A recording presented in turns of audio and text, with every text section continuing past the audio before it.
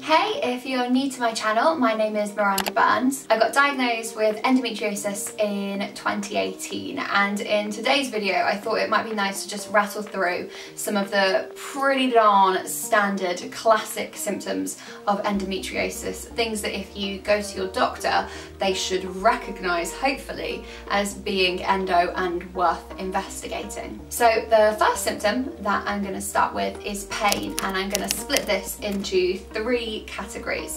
So category number one, pain on your period. Now I understand that lots of people get period cramps, but endometriosis period cramps, they tend to be a lot more debilitating. So if you're experiencing periods where you feel like you can't get out of bed, that you can't function, that you're struggling to go to work or school, or you're missing work and school because your period pain is so heavy, then yeah, that is not okay, and that might be an indicator that you have endo. Category number two is pain when you go to the loo for a number one or a number two.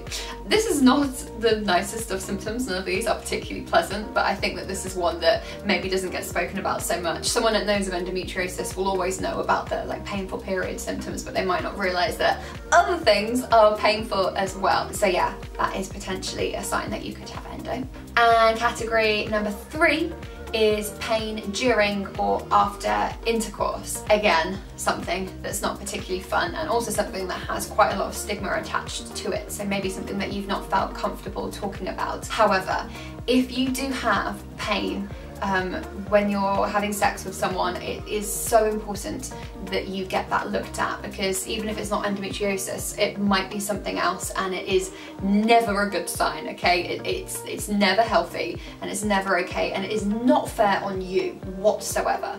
So yeah, if you're experiencing pain in that department, then go and speak to somebody. Okay, symptom number two, heavy periods. Now, it's very difficult to know what a heavy period is because you only have your experience to go off of, and your experience is what you know as to be normal. So when I say heavy period, I mean periods where you're soaking through your tampon, you're soaking through your pad, you're soaking through trousers, you're having to change really regularly, a little bit too regularly, and it's just causing a bit of drama in your life. So yeah, a heavy period.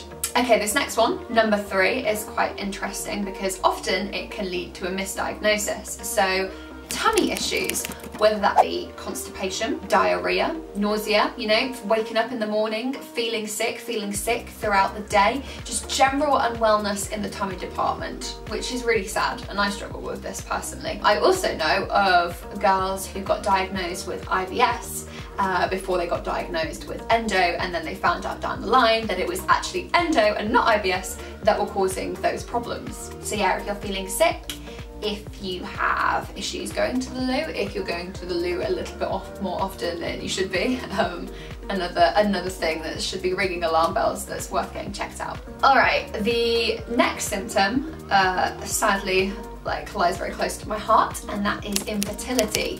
And the miserable thing about this symptom is that you often won't know that you're struggling with this symptom until you really don't want to be struggling with this symptom. Does that make sense? You don't know that you have infertility until you're trying actively to get pregnant. Now, I don't want to scare you. I don't want you to think, oh my goodness, I think I have endo and that means that I can't have a baby. This is not the case. Lots of women with endometriosis get pregnant and are fine, but endo can come with it some complications, and I personally have had issues because of endometriosis with getting pregnant.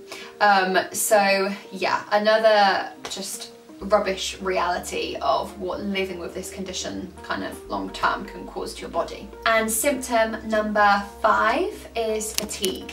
Now, fatigue is not to get confused with tiredness. Fatigue is when you go to bed tired and you wake up tired, and you live your day perpetually tired. You're falling asleep, you need to go for naps, you don't have the energy to do the things that you would like to be doing. It is just tiredness that absolutely knocks you for six, and again is debilitating. Now, I must add, it's really important that if you're watching this video and you haven't yet had an endometriosis diagnosis, that you don't sort of self-diagnose yourself and think, oh yeah, I have like 3 or 4 of those things that Miranda has mentioned of the 5, and therefore it's endo and I can just kind of go about my day-to-day life knowing what's wrong with me. These could also be indicators of something else that's going on in your body, which is as, if not more severe.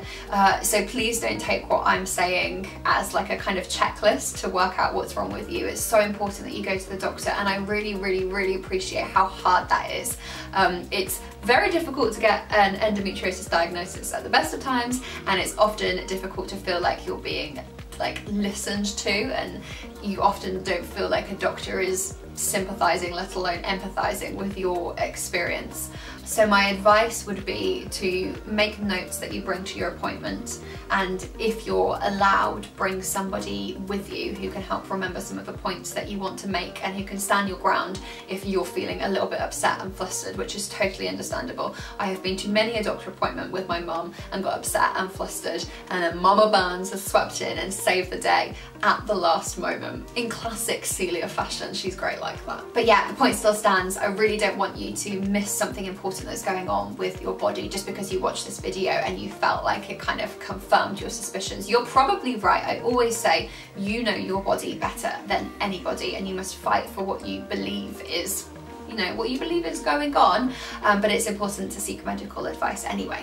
Now, I'm also going to do a separate video on either slightly less common endometriosis symptoms, or kind of, I think the best way of putting it is like my experience, what my life is like living with endometriosis. The symptoms that I've given to you today are the kind of like the big 5, the classic, bog standard, you tick these boxes, yeah, you probably do a laparoscopy, let's have a little look at what's going on inside.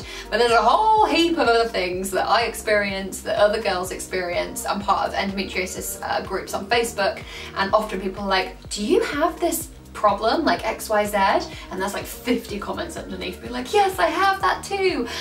So this is kind of a unilaterally agreed upon approach to diagnosing endometriosis. Obviously you need a laparoscopy, you need surgery to diagnose endo, but these are like the kind of really classic standard symptoms that doctors should, if they're a good doctor, prick up, ring alarm bells. You know what I mean. A good doctor, these symptoms should ring alarm bells, and they should connect the dots and be like, these 5 things, she's probably got endo. I think it's also worth mentioning that I've had 2 laparoscopies now. The first one to diagnose endometriosis and treat it, and the second one kind of like maintenance. And I've logged the second of those 2 surgeries. So if you, again, are here trying to work out what is going on with you and you have your concerns and suspicions and you get told that you need a laparoscopy, hopefully that video can be of some assistance. So I will drop the link to it down in the description box below, and you can have a little watch, and it will just hopefully like show you what to expect. Because I appreciate surgery is daunting, surgery is scary. Like if you haven't had surgery before, it can be a bit of a frightening prospect. I'm also going to pop down below the NHS website, the link to their page on endometriosis, and the link to Endometriosis UK, which is a fantastic organisation that has a wealth of information and knowledge that you can just consume to help you understand what's going on a little bit better, because I'm not a trained medical professional, as I've said many a time in many a video. This is just from my own meandering experience. So yeah, I hope you found it helpful,